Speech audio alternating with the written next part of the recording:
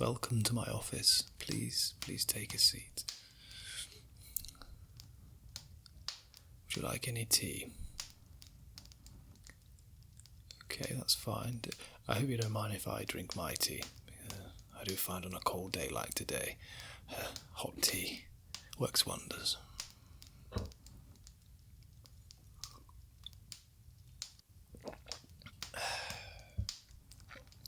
I have lit the fire. I do find that if it's cold or there is a little chill in the air, that my brain doesn't seem to function correctly. It's rather odd, but I'd hate to think any of my students suffering the same fate, so the fire is lit. If you get a little hot, just tell me and we can move your chair to one side. Yes, and how are you finding the castle? I think you're about the 7th person today who's told me that. From the outskirts, from the outside, it does look rather small, I guess. However, it's deceptively small, and I think there are 56 rooms in total, which is quite a lot, I think. Anyway, I do feel like I'm rambling on a bit now, so I suppose we best crack on with your questionnaire. As I mentioned in the last lecture, it's nothing too strenuous, nothing too intrusive, just a few questions that'll help us design a sleep plan that is perfect for you. So we'll begin with a few very basic questions. We'll start off with your name.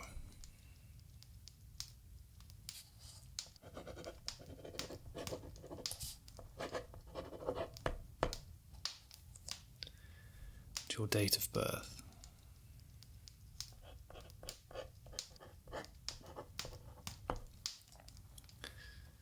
In which country were you born?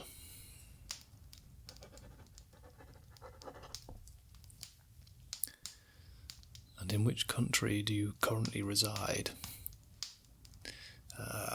Now, that does take me back when I was a lad. Probably around 6 or 7 years of age. We travelled there for 3 weeks. A wonderful place. Although I did have a rather interesting incident with a goat.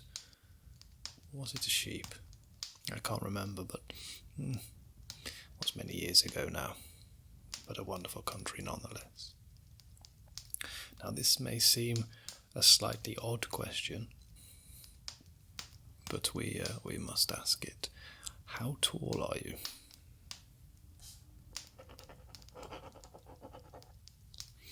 Okay, the reason we ask that is because when you become a student of the School of Sleep, you are bestowed with night attire, the finest night attire you ever seen or worn. We need your height so we can ascertain which size is best for you. Okay, so moving on, what is your current occupation?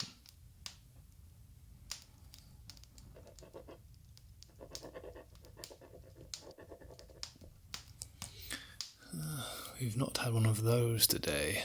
However, we did have a gentleman earlier who told us he was a professional unicorn, which I found rather amusing, but hey, it takes all sorts, and as I did say in the first lecture, everyone must be themselves and be natural.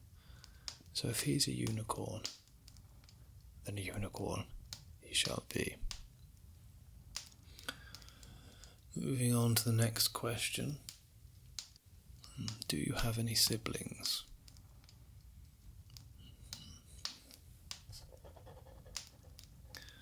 Do you get on well with them? Yes. Okay, and this is the last question of the first part of this questionnaire. What are your hobbies?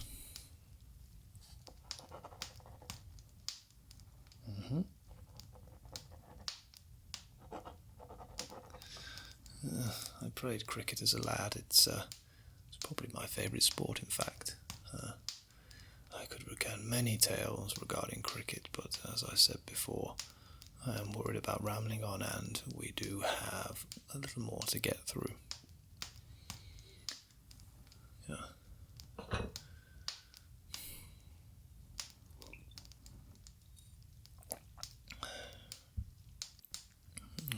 Tea is so invigorating.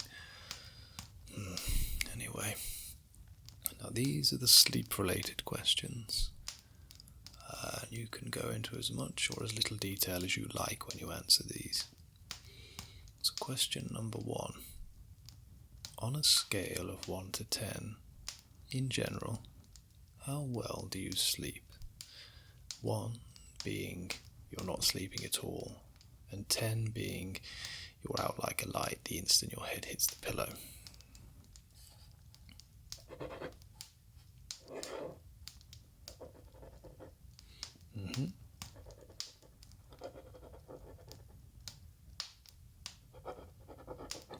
Okay. And on average, how many hours sleep do you get each night? Okay.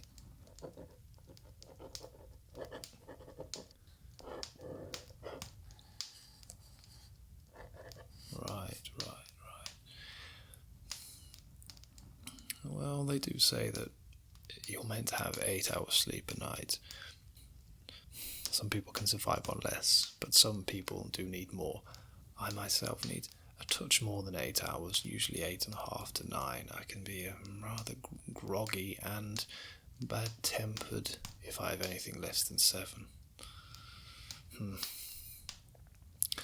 And have you always struggled with your sleep? Okay.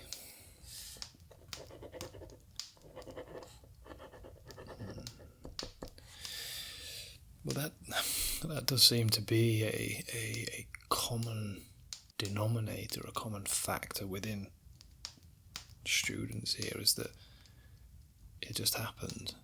It's one day out of nowhere that they struggle to sleep and haven't been able to rectify it. So it's completely normal. You don't need to worry about anything at all. Do you know exactly when it started? I'm not asking obviously for a specific night, or a specific date, but how many years ago did your sleeping troubles start? Okay. Have you any idea what triggered it in the first place? Right.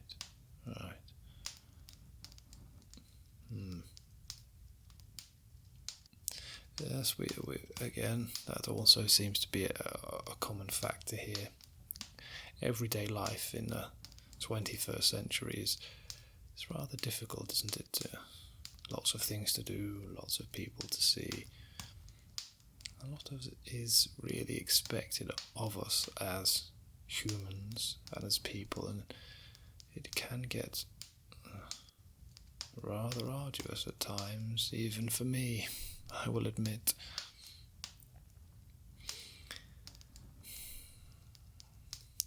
Now, with regards to your sleeping habits, do you go to bed at the same time every night, or does it vary depending on what you've done that day or what you have left to do, perhaps work or something like that?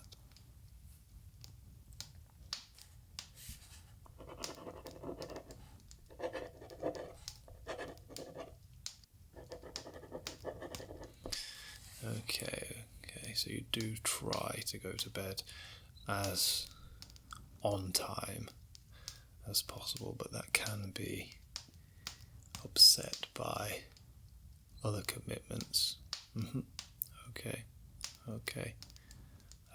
And the last question, I believe, yes, is do you eat before you go to bed?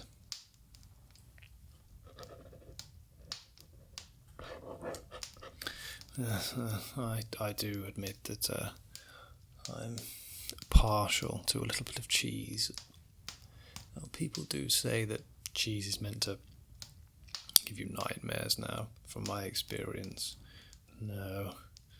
I have very pleasant,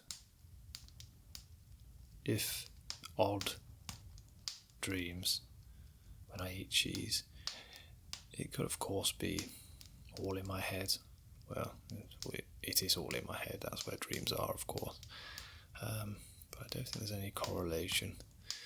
I have read some science regarding eating late and trouble sleeping and strange dreams.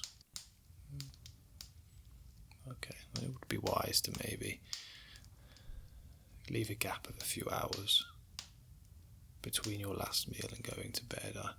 That is certainly something we advise here. Okay, well, I think that is everything. I appreciate your honesty. Yes, so the only thing I have left to say is welcome to the School of Sleep. I look forward to teaching you. Now, your first real lesson will be tomorrow evening at around 10 p.m. And it'll be all about triggers. I look forward to seeing you then. Good night.